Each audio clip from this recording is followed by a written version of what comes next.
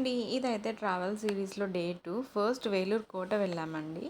ఇలా ఏ కోటకైనా ఎంట్రన్స్‌లో వాటర్ ఉంటాయి కదా! ఇలా ఎందుకుంటాయో మీకేమైనా తెలుసా? తెలిస్తే కామెంట్ చేసేయండి. కోట లోపల జలకంఠేశ్వర టెంపుల్ ఉందండి. గర్భగుడిలో పెద్ద లింగము చాలా బావుందసలు. టెంపుల్‌ని కూడా బానే నీట్‌గా మెయింటైన్ చేస్తున్నారు. ఈ ఆర్కిటెక్చర్ కూడా బావుంది కదా! స్తంభాలు కనబడితే చాలు దాగుడుమూతలు ఆడేస్తారు వీళ్ళు. ఇక్కడ ఎవరో మెడిటేషన్ చేస్తున్నట్టు ఫొటోస్ తీసుకున్నారండి. ఇంకా మా వాళ్ళు కూడా అలాగే చేయాలంట. ఒకరేమో మెడిటేషన్ చేస్తారు. ఇంకొకరేమో యోగా చేస్తున్నారు చూడండి. నెక్స్ట్ మా ప్రయాణం వచ్చి శ్రీరంగం వైపుకి. అయితే రాజగోపురం అండి. 239 అడుగులు ఉంది. ఈ టెంపుల్ మొత్తం 157 ఎకర్స్‌లో ఉంది. చాలా పెద్ద టెంపుల్.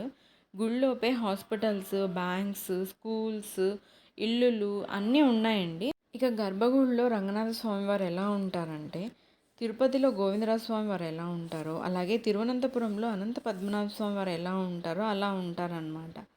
చాలా చాలా పెద్ద టెంపుల్ అండి. అసలు ఖచ్చితంగా విజిట్ చేయాల్సిన ప్లేస్.